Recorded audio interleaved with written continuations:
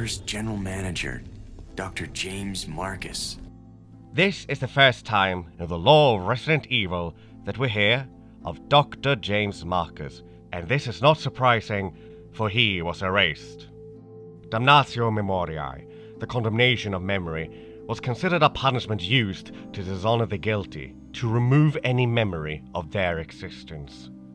It's difficult to imagine a worse punishment for a narcissist, especially one that created one of the most prominent viruses in the world. This is the story of the pride of Dr. James Marcus, the relationship that would shape him, the creations that defined him, and the forgetful world that burned.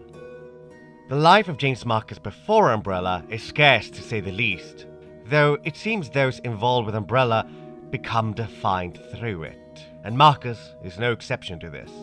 While we know that he was born in 1918 and graduated university at age 21 in 1939, we know little to nothing else. The latter can be made clear by an old photograph found within a bookcase in Marcus's boudoir. Considering that a boudoir is a place where one withdraws into in order to relax, it is curious what emotional significance this commemoration had to Marcus. Was it the graduation itself, or the unknown person who signed the photograph? While we will never know the full answer, we can speculate that there might have been some relevance to the person who wrote it. For during his time at university, Marcus met a schoolmate that became a friend that would help Marcus pave the course of his life. This was the heir of the prestigious Spencer family, Oswald E. Spencer. This was a man whose family line stretched back generations, and yet the two became friends. Marcus would spend his summers at Spencer's estate. He would even gain another friend of noble blood through Spencer, Edward Ashford. The three men would spend time at Spencer's estate, drinking bourbon and escaping the summer heat. Despite their social classes, these three men found companionships with one another. Marcus was a friend of people from a higher class, and they acknowledged him. They all got their doctorates, and the two noblemen became earls. Marcus, Edward, and Spencer had enough to create beautiful memories to reminisce about during their older years. However, enough is not a word that exists for men with deep ambitions, especially men like Spencer. A dark ambition was stirring within the man, and it would awaken something equally terrible within Marcus. A new superior breed of humans, given birth by the progenitor virus. Within the Spencer family library, there existed a 72-volume book series called Natural History Conspectus, or Survey of Natural History. Spencer found himself enthralled with the folklore described within, more specifically, a ritual involving the selection of kings and a dangerous flower. How can they survive underground? These are no ordinary flowers. The stairway to the sun was a poisonous plant. Consuming it was fatal to anyone, and yet a few select individuals would have the inherent natural resistance to its deadly poison. The risk of death was high, but the reward was even higher, for the few that survived were granted incredible powers. The Nitipaya tribe considered these individuals to be their kings, for they possessed the power to guide their tribe. Or at least, that's what legends say. This was the legend that fascinated Spencer. However, some legends are not based on superstition, but on facts lost to the passage of time. Spencer surely realized the significance of these flowers, but it was Dr. Marcus who first hypothesized that this legend indicated the existence of a virus within these flowers, one that could alter DNA. This sparked a curiosity, causing Dr. Marcus and Earl Spencer to travel to Africa with a team of people, with members including Marcus's loyal and devoted student, Dr. Brandon Bailey. During the expedition, which lasted 3 months, they discovered the sun garden where the legendary flowers grew and studied these flowers diligently. And on December 4th, 1966, Marcus was proven right. A new virus had been discovered in the flowers, with Marcus and the rest naming it Progenitor. Excited and surely proud of his accomplishment, Marcus wanted to immediately return to the US to begin his research by cultivating the flowers and mass-producing the virus. Unfortunately, the mass-cultivated flowers did not contain the virus. Despite Marcus and his student Bailey spending months cultivating using different soil, temperature, water, and light exposure, the virus would not appear. there was something unknown within the Sun Garden that triggered the development of the progenitor virus. They would have to return to Africa in order to retrieve samples of the virus. But as fate would have it, only Bailey ended up traveling back. By March 23, 1967, despite the lack of progress with the progenitor virus, Spencer proposed the foundation of a company, seeing opportunities that others would not. While Marcus did not care, Spencer urged both him and Ashford to join Spencer in creating this corporation, a corporation that would mask the research of the progenitor virus underneath a duplicitous smile of welfare. Umbrella's mission statement had always been preserving the health of the people. But beneath this bright statement lurked the shadow of Oswald E. Spencer's ambition. The three friends established Umbrella Pharmaceuticals and intended to research the progenitor virus separately. Marcus and Spencer remained in Raccoon City, while Ashford set up a base in Antarctica. When Bailey left to collect samples in Africa in 1968, Marcus was requested by Spencer to become the director of his new training facility for future Umbrella executives. While annoyed at Spencer's push attitude, Marcus still agreed to the request. After all, this was an opportunity that Marcus could take advantage of. An opportunity to get access to a special facility to explore the progenitor's secret. A place where no one would get in the way. A place that Marcus could call his own. However, the discovery of the progenitor and the birth of Umbrella would also birth a terrible cruelty. One that would deteriorate the friendship between Marcus and Spencer and replace it with a vicious rivalry. While Marcus was only interested in the virus itself, Spencer was instead interested with the possibilities of the virus and what could be accomplished. With this dark ambition, Spencer began to show his true colors, something I'm sure Marcus noticed. For when Marcus accepted the deal in August 1968, their friend Earl Edward Ashford had died a month prior due to accidental exposure to the progenitor virus. However, suspicions arose as to what role Spencer may have played in this so-called accident. After all, Spencer gained more power over Umbrella from Ashford's death, not to mention that Spencer's research would no longer be contested on two fronts. And Marcus understood that Spencer's influence was becoming more and more dangerous by the day. Spencer would not allow his research and ambitions to be threatened by anyone. I was to become a god, creating a new world with an advanced race of human beings. With Ashford gone, only Marcus would be a threat, a man with no other riches but was given by Spencer and located in a place where Spencer could monitor him easily, Raccoon City. And by making him the director, Marcus would also be separated from his loyal student, putting Marcus further under Spencer's control. However, it seems that the two friends were more similar than they both realized. I have already claimed this place for myself, which means you are trespassing. And I am very territorial. As the director of the Umbrella Executive Training Center, Dr. Marcus did indeed have access to all the material he would need for his research, but more importantly, he was in a position of power.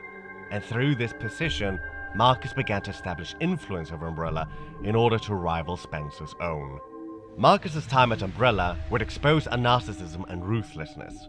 For a man with narcissistic personality disorder, grandiose fixations on power and success are quite common. And in Marcus's case, success in his research, his creation, would give him that power, and ultimately mean that he was better than Spencer, for Marcus's research was an extension of Marcus himself.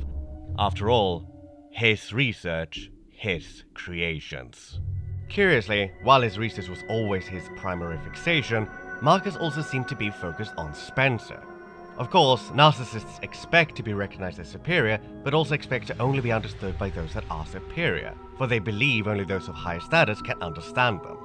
Spencer was of a high social class, but also used to be Marcus's friend. Therefore, the chasm forming between them must have been a blow to Marcus, and a form of criticism he could not handle. Instead, Marcus would use his creation to defeat Spencer and claim Umbrella their creation. Narcissists require an excessive amount of admiration, as like Marcus, they feel entitled to that recognition, and Marcus taking over Umbrella would not only be the ultimate victory, but Spencer would also have to recognize Marcus as the superior one. This was the drive that pushed Marcus, and after 10 years of hard work, Marcus had found his new weapon. By September 1977, Marcus had discovered a new type of virus by using the progenitor virus as a base and mixing it with DNA from leeches. Marcus called this scientific breakthrough T for Tyrant. I imagine such a name would appeal to his ego, but it was not ready yet, and experimenting with rodents failed to give any real progress. This would not do. And narcissists like Marcus, in their arrogance and entitled minds, tend to be interpersonally exploitative and lack empathy. And the only thing that mattered was his research and his creations. To him, it was obvious.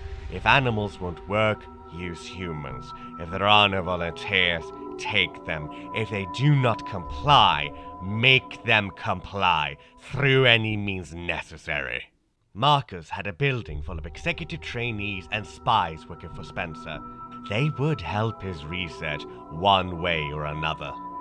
On January 13th, 1978, Marcus's mad devotion and passion yielded results. His leeches were ready, and the T-virus development was successful. After a decade of work, during which the rift between the two friends grew, Marcus now had his weapon to overthrow Spencer. Elated, Marcus kept researching, readying himself to announce his discoveries for the world, regardless of Spencer's spies trying to obtain his hard work. However, at the same time Marcus first discovered the T-virus in 1977, two young recruits joined his facility. Normally, Marcus had never cared about anything in the facility aside from his research, but these two men intrigued him. Albert Wesker and William Birkin, one a practical man, the other a scholarly one. Yet despite their opposing natures, they were both equally ambitious and cruel. These two men had a future in front of them. I hold no doubt that Marcus saw something of himself in them. The scholarly obsession for research and the practical resolve to do anything, something that both Marcus and Spencer shared once when they were friends. In the end, Marcus would encourage a fierce rivalry between the two men, perhaps to see them pushed to the edge, or out of a projected fury, a subconscious envy of a friendship he had long since lost. Regardless, by 1978, Marcus had the T-virus, his beloved leeches, as well as Wesker and Birkin, the only two men he would implicitly trust, aside from his own leeches. He now had what he needed to surpass Spencer, but before he could make his move, Spencer countered with a move against Marcus in July 1978. We were assigned to the mansion 2 days earlier, on the day that the executive training center we had belonged to was closed. It all seemed like it was planned, too much of a coincidence. But probably the only person who knew the real truth was Spencer. This move crippled Marcus. He was allowed to remain at the training facility, which was converted into a research center with him as the general manager. However, the position of power he once had was gone. Wesker and Birkin were transferred to the Arclay laboratory. His devoted student Bailey was still in Africa, and of course his friendship with Spencer was shattered. Marcus was now 60 years old, completely alone, and had nothing left but his research. The fascination and admiration he once had for the leeches became a sheer obsession. The leeches grew bigger, stronger, and even smarter. They formed a collective, and within this collective there was the leader, the Queen Leech. But one day, the leeches gathered together to form a humanoid mimicry of Marcus himself. To most, this would be a fascinating discovery, but to Marcus, it was a day of commemoration. To him, this must have been a sign. His creations, they were no longer mere subjects. They were his children, and he was their father, for this mimicry must have meant that they recognized him as such. For in the egocentric mind of Marcus, there was no other reason for this phenomenon. They were his, and his alone. It's sheer perfection. No one will ever take you away from me. However, while Marcus devoted all his time to his research and descended further into his mad passion, the world changed around him. Umbrella grew and flourished, while Marcus faded into obscurity, kept in the shadows of his own research. At this point, Marcus was nothing but an old relic of Umbrella, and a loose end for Spencer. Furthermore, his previous sins were about to catch up to him. They must have been used as test subjects in Marcus's research. He must have kept messing around with the mother virus. I imagine that when the truth of Marcus experimenting on his trainees came to light, Spencer must have seen this as a perfect excuse to rid himself of this loose end. 10 years ago, Spencer had me assassinated.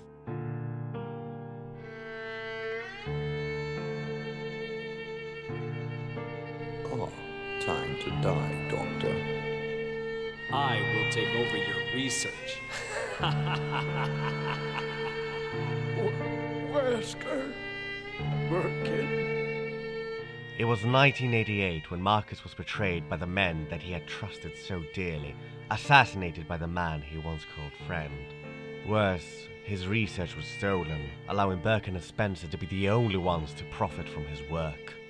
Only Brandon Bailey would remember Dr. James Marcus fondly, but he would wither away in despair, remaining amongst the flowers that started it all.